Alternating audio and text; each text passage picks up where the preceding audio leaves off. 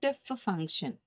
So, printf function అంటే ఏంటంటే, మనం స్టోర్ చేసిన డేటాని మానిటర్ మీద డిస్‌ప్లే జేయడానికి యూజ్ చేసే ఫంక్షన్. ఓకేనా?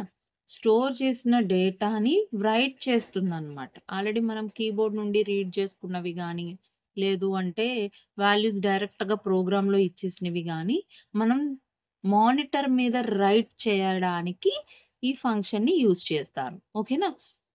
సో, వీటిని యూజ్ చేయడానికి కూడా మనకి ఫార్మాట్ స్పెసిఫైయర్స్ అనేవి కావాలి.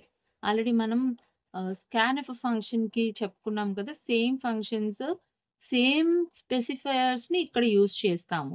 సో, ఇంటీజర్ అయితే మాడ్యులస్ యూ అవన్నీ కూడా ఇట్లానే యూజ్ చేస్తామనమాట ఇక్కడ. ఓకేనా? అయితే దీనికి సంబంధించిన సింటాక్స్‌ని చూద్దాం.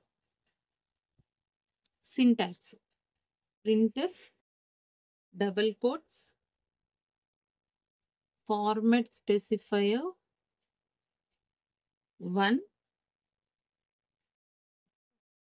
ఫార్మాట్ స్పెసిఫైయర్ n అలా మనకి ఎన్ని కావాలంటే అన్ని రాసి కోట్స్ ఎండ్ చేసి కామా మెన్షన్ చేయాలి. తరువాత డైరెక్ట్‌గా మీరు తీసుకున్న వేరియబుల్స్ ఏవైతే ఉన్నాయో, ఆ వేరియబుల్‌ని మెన్షన్ చేసుకుంటూ వెళ్ళాలి. కామాతో సెపరేట్ చేయాలి ఇక్కడ కంపల్సరీ. ఓకేనా? సో, స్కాన్‌ఎఫ్‌కి, ప్రింట్‌ఎఫ్‌కి రాసే సింటాక్స్‌లో రెండే 2 డిఫరెన్సెస్ ఉంటాయి. ఒకటి ఫంక్షన్ నేము, ఇంకొకటి ఇక్కడ తీసుకునే and symbol. So, and symbol అనేది మనం కంప్లీట్‌గా స్కాన్‌ఎఫ్‌లో యూజ్ చేస్తాము. ప్రింట్‌ఎఫ్‌లో మనకి డైరెక్ట్ వేరియబుల్ నేమ్‌ని మెన్షన్ చేసేస్తాము. సో, ఒక ఎగ్జాంపుల్ చూద్దాము. సో, ఎగ్జాంపుల్ చూసే ముందు ఒకసారి మళ్ళీ మనం ఫార్మాట్ స్పెసిఫైయర్స్ ఎట్లా యూజ్ చేయాలో చూద్దాం. Format character are specifier. Same మనం స్కాన్‌ఎఫ్‌లో ఏవైతే ఫార్మాట్ స్పెసిఫైయర్స్ యూజ్ చేస్తున్నామో, అవే మనం ప్రింట్‌ఎఫ్‌లో కూడా యూజ్ చేస్తాము.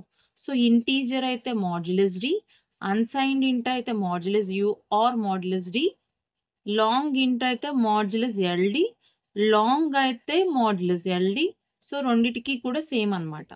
ఫ్లోట్ అయితే మాడ్యులస్ ఎఫ్, డబుల్ అయితే మాడ్యులస్ ఎల్‌ఎఫ్, అలాగే లాంగ్ డబుల్ అయితే మాడ్యులస్ ఎల్‌ఎల్‌ఎఫ్, క్యారెక్టర్ అయితే మాడ్యులస్ సి, అన్‌సైన్డ్ క్యారెక్టర్ అయితే modulus u. So, same character స్పెసిఫైయర్స్‌ని కూడా మనం ప్రింట్‌ఎఫ్‌లో యూజ్ చేద్దాం. ఇప్పుడు ఒక ఎగ్జాంపుల్ ద్వారా ఎక్స్‌ప్లెయిన్ చేస్తాను. సో, ఇది మనకి సింటాక్స్. సో, ఎగ్జాంపుల్ రాయాలి అంటే ప్రింట్‌ఎఫ్ మాడ్యులస్ డి, కామా ఏ అయిపోయింది. సో, ఇప్పుడు ఏలో ఏదైతే డేటా ఉందో అది మనకి డైరెక్ట్‌గా మానిటర్ మీద డిస్‌ప్లే అవుతుంది. ఓకేనా? ఏలో ఏదైతే డేటా ఉందో అది నాకు డైరెక్ట్‌గా మానిటర్ మీద డిస్‌ప్లే అవుతుంది. సో, ఫర్ ఎగ్జాంపుల్ ఏ అనేది నేను ఇక్కడ ఇచ్చుకున్నాననుకోండి. ఇంట్ ఏ ఈజ్ ఈక్వల్ టు 10 అని చెప్పి ఇచ్చుకున్నాననుకోండి. సో, ఈ 10 అనే వాల్యూ నాకు డైరెక్ట్‌గా మానిటర్ మీద డిస్‌ప్లే అవుతుంది. సో, అలా అవ్వడం కోసం నేను యూజ్ చేసే ఫంక్షన్ ప్రింట్‌ఎఫ్. సింగిల్ వేరియబుల్‌ని ప్రింట్ చేయాలి అంటే ఇట్లా యూజ్ చేస్తాము. మల్టిపుల్ వేరియబుల్స్‌ని ప్రింట్ చేయాలి అంటే ఫర్ ఎగ్జాంపుల్ ఆహ్, ఇక్కడ మనకి ఏబీసీ అన్ని వాల్యూస్ 10 అని అనుకుందాము. సో, ఇప్పుడు ఇంకో ఎగ్జాంపుల్ చూడండి.